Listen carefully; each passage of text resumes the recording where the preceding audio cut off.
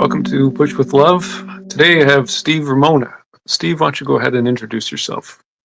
Steve Ramona, I'm in Northern California, and I've been an entrepreneur for just turned 64 for 40 years, owned businesses, put millions of dollars together in partnerships.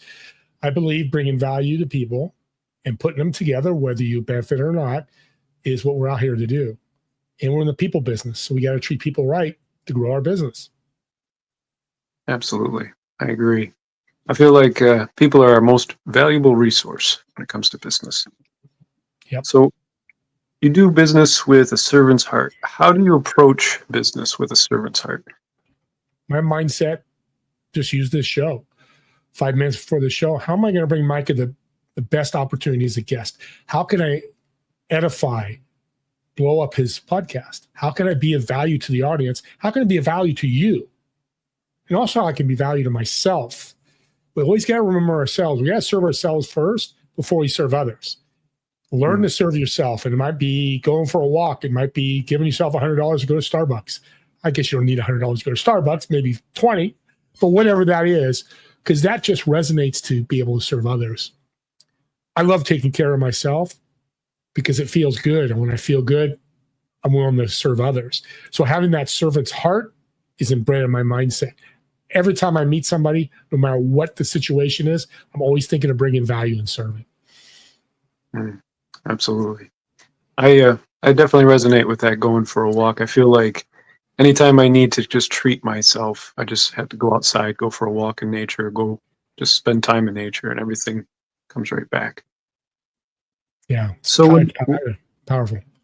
Oh yeah. When you are approaching serving others as well as yourself, how do you decide on where that balance is between serving people and then finding the balance to serve yourself?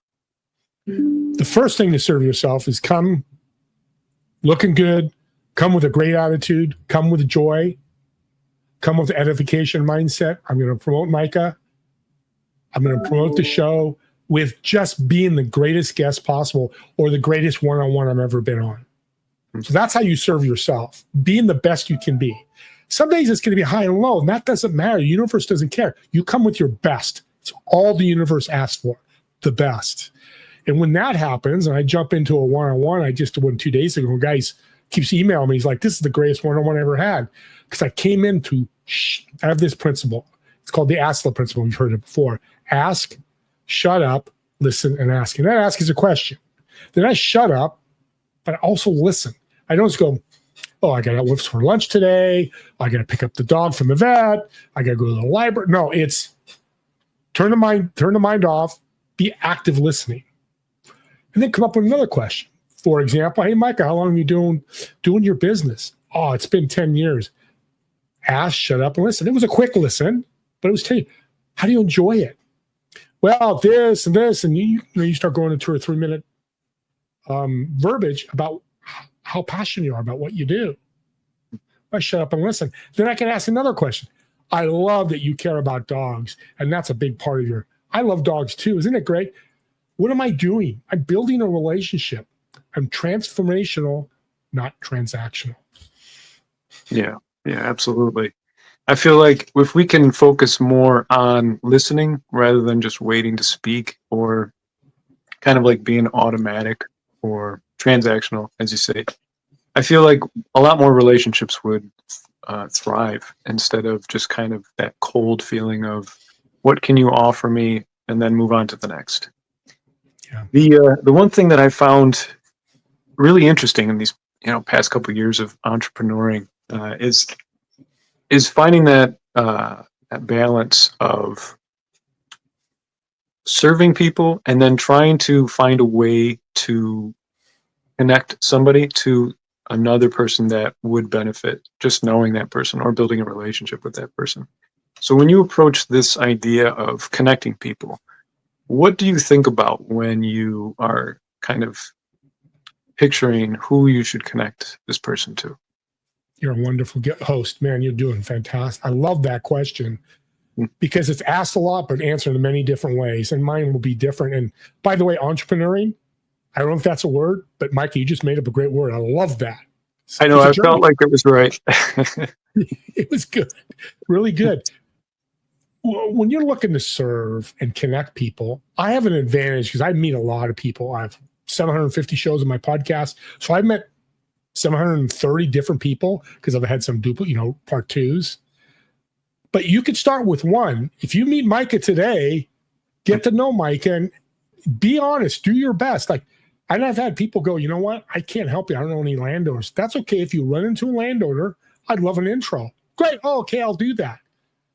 It's just building this up. It's like starting anything you want to do. If you want to become a mechanic, you're not a good mechanic the first day. You probably suck. And that's okay to suck. Yep. If you're sucking at connecting right now, that's okay. Just learn how to do it more and meet more people. You said so well at the beginning, people are our biggest part of our business. We're in the people asset business. Take that from a financial standpoint. Assets you want to grow. You want to be positive. Because I'm a trader in the morning. My assets aren't positive. I'm losing money. Well, do the same thing with people. Bringing them value, build relationships, ask questions, active listening. These are all tools to make you a better connector. And I talk to many people like, how do you do it? How do this? Again, it's shut up and listening. You know, I gave you a bunch of referrals. I think it was 3 or 4. I don't remember the number. It doesn't matter. But I gave you referrals because I listened to what you were doing. Energy, love was a big part of what you wanted to do. That was your passion. Well, right away, I'm thinking, oh, Stacy Wright's Heart. I got to introduce you to her, by the way. She's a Heart Profit company. Oh, this guy, I don't remember his name right now. He's a marketing guy, but he brings love into the culture of a business. That's what I do. And as you do it more like anything else, like the mechanic story, well, after his 6th month, is he a better mechanic? He's probably out on his own, doing it on his own. This is no different. It's a tool that you want to grow and cultivate, but you got to practice it as much as possible. Very well put. Yeah, practice. I think that's really the name of the game for anything. If you do something repeatedly, you're going to get good at it eventually. So one thing that you found to be the most challenging when you were first starting out, because you said that you've been doing this for almost 40 years, you have over 700 episodes. What was a challenge that you found to be kind of reoccurring when you're doing your journey? Love it. I love it. I've got an excellent answer, audience. Please listen to this. So earlier we talked about shut up and listening. I was not a good listener before. It took me 3 years ago when I met a guy that does $250 million a year and told me about listening and how you can ask and receive and all that. I was terrible. I would go, oh, by the way, here's my digital business card. Oh, by the way, here's my network marketing product. Oh, by the way, here's my service. I had no idea who they were. That active listening, the skill, the mindset, again, I'm going to say it again, the mindset of listening, because not only a skill, it's got to be something you wake up, go, I'm going to listen to Micah today. When I meet, my calendar, I got 3 people I'm meeting. I'm meeting Dr. Kayvon in an hour and a half. I'm going to listen to him. I know nothing about him. I'm going to ask questions and listen. You take that first step, one, learn it, practice it, it becomes second nature because it gets in your subconscious. Great podcast guest and now really good friend of mine, John Mitchell, says 95% of your subconscious is your daily actions. 5% is your dad. I'm consciously going to walk the dog. That's the 5%. But me sitting erect right now, I haven't been doing that. I'm doing my podcast, but I do a process that he's developed. And now I notice I'm sitting up erect. Like right now, I just notice I'm sitting erect. I'm not thinking about it anymore. That's what listening should be. It should be just automatic, your AI automation of jumping on a call, I'm going to listen. And here's a tip one of my guests, and I wish I'd give him a shout out. Can't think of his name. You can tell I have a lot of guests. So I'm always going back to them. Is take your index finger on your left or right hand, and when you ask the question, Micah, how long have you been doing your business? Tap your thigh. And what it does is it distracts you to think about tapping your thigh, so you're cleared mind. Because you're not thinking, oh my God, tapping, it's just something simple. So you don't have to really pay attention to it, but it keeps you to slow down. I love that. I use it all the time. That makes sense. It kind of brings you into the moment so that your brain just take off and go run as soon as you ask something. Yeah. I love that. I feel like if we can find more little life hacks like that to bring us back to the moment, a lot of our problems that we face in the day will just disappear. Yeah. And the thing about listening, I've talked about it, and you said a great question. We hear it all the time. You go on LinkedIn or people are posting, hey, you got to be a better listener. It's great. We can never hear it enough, because if you're not doing it, you're not hearing it. And I was there. So audience out there, if you don't think you're listening, I was there. My whole life has completely changed, literally, financially and spiritually and relationship-wise. I just had a conversation with my wife this morning, which 8 months ago had been very difficult. But we're going to classes. We're going tonight, and it's a great marriage class to learn to how to mirror. Okay, Steve, what you were saying is this. I need to work on, here's my frustration. And we hugged and kissed. We were so excited because it was not battering back and forth. Well, when you meet somebody one-on-one, or you meet somebody about business, it's a marriage. Same thing. Of course, it's not intimate. It's that love marriage. That's why I love your podcast, Push for Love. I believe there's not enough love in our culture and business right now. I would, if I owned a business right now, I'd love on every employee I have. Love them to death. Now, love also means, hey, Joe Smith, I don't think it's working out. I've got another position here in the company, or I've got a friend who's got a company. I think you'd be a great fit. That's absolute business love, because you're not serving him. He's not serving you. It's okay, because I think that's where serving, Micah, gets lost is, and I did that. I served everybody. I did $125 million in partnerships over the last 15 years. I made $15,000. Now, I'm not complaining about that. I'm happy I made the money, but I should have made, and the guys that are very successful told me, Steve, you should have made a lot more money, because I never asked. I figured, Micah, I'm going to serve you. Here's the referrals I gave you. Hey, Micah, I put my hand up like this. If you're watching, I'm good. Here's a great thought. This is what I learned. When I do that to people, if I did that to you, Micah, you're not going to walk away going, 3 great referrals to Steve. What an a-hole he is. I'm never talking to that guy again. But it's your subconscious, which you got to watch out for. I turned you into a taker, because you were so excited when I gave you you're like, oh my God, thank you, Steve. You just met me, this and that. And I said, no, I'm good. Don't need help. Your subconscious is going wacko. Like, that dude's not helping you. He won't allow you to share the gifts that I shared with you. So if one thing you learn, always ask, because it will grow your business. Because think of Christmas when you do gift exchanges. People are happy. Yeah, maybe I got a t-shirt I don't like, but emotionally, from deep in the soul, Micah, we're happy with somebody. We were found seen. We were seen by giving a gift. Now, we like it or not, it's the act of, and that's what serving is giving that gift. And guess what, Micah?